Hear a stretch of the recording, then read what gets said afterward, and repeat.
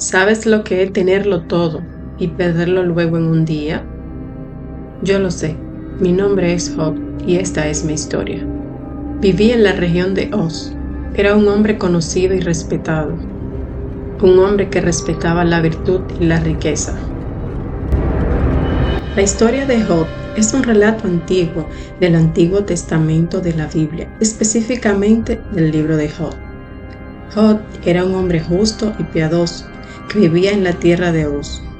Era conocido por su integridad y su temor a Dios. Tenía una gran riqueza, una familia amorosa, disfrutaba de una vida próspera.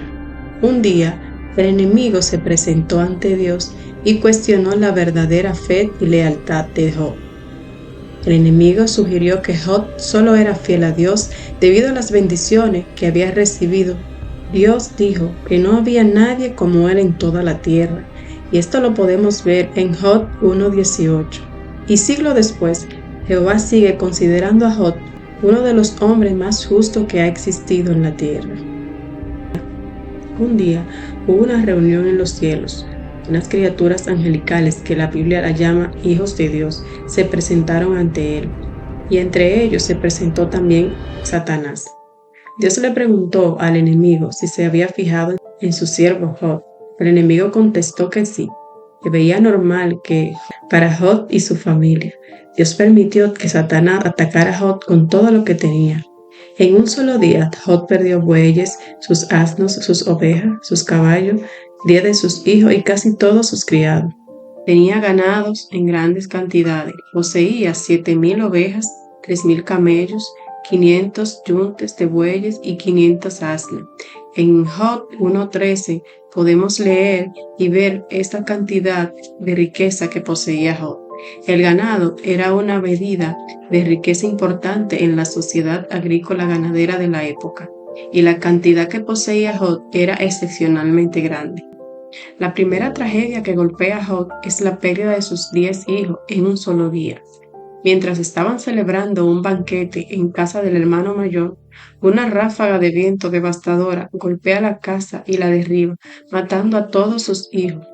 Esta tragedia sucede de manera repentina y consecutiva, dejando a Job sumido en aflicción y la desesperación. La pérdida de su familia y su riqueza son pruebas extremadamente dolorosas que Job debe enfrentar mientras lucha para mantener la fe ante Dios. Dios permitió que el enemigo pusiera a prueba a Job para demostrar su fidelidad. El enemigo entendía que a través de toda esta tragedia que le estaba atravesando, Job hablaría mal de Dios y lo negaría. Y sucede todo lo contrario. Aún así, Job, en medio del dolor, clama a Dios. Job no maldijo en ningún momento. Él acepta el mal que había llegado a su vida y bendijo a Dios. Reconoció que había nacido desnudo y que lo que había conseguido en la vida había sido por la bondad de Dios. Vemos que en medio de todo lo sucedido, Job se mantuvo firme en su fe. Pero no bastó con solo eso. Satanás no estaba satisfecho y volvió a conversar con Dios. Su idea era atacar a Job físicamente y directamente. Dios le permitió y le dio permiso al enemigo para tocar a Job, pero sin matarlo. El enemigo salió e hirió a Job con unas llagas malignas que le cubrían todo el cuerpo. Job se rascaba sus llagas constantemente. Su dolor era terrible y los que lo rodeaban empezaron a murmurar sobre él. Pensaban que con toda seguridad Job había cometido un pecado muy grande y por eso Dios lo estaba castigando. La misma esposa de Job no dudó en expresar su sentir. Ella le recomendó que dejara de lado su integridad y que maldijera a Dios. Sin embargo, Job no escuchó esas palabras. La Biblia dice que en todo esto Job no pecó con sus labios. Desde los amigos de Job llegaron a visitarlo con la intención de darle condolencia ante todo lo ocurrido y consolarlo. Primero lloraron con él, luego se sentaron en tierra con él por 7 días y 7 noches en completo silencio. Por último, abrieron la boca con el deseo de consolarlo, pero en realidad, básicamente acusaron a Job de haber pecado. Era la única explicación para tanto sufrimiento. Dentro de Job había una gran lucha.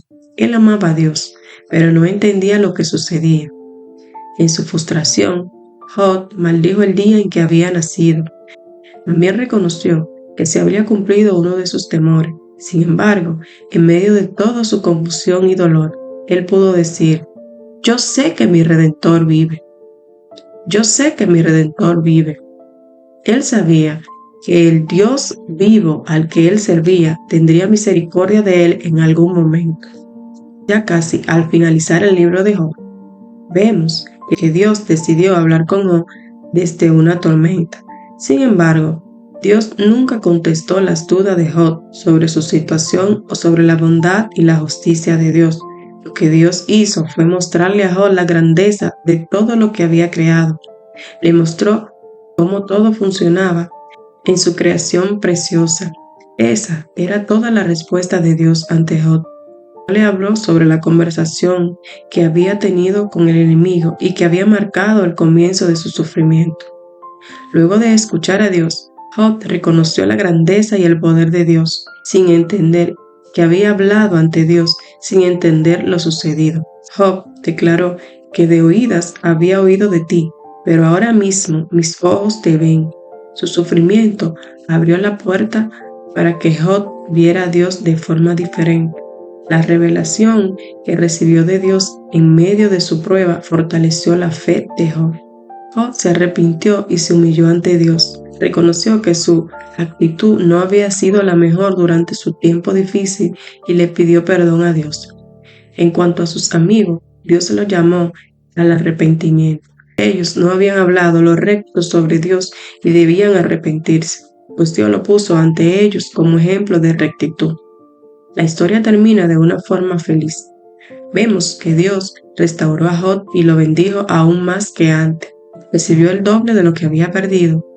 Y también Dios le concedió a Job 7 hijos y 3 hijas hermosas. Después de todo, Job vivió 140 años más y murió siendo muy anciano. La Biblia nos dice unas características únicas en Job. Es que era perfecto, temeroso y perfecto delante de Dios.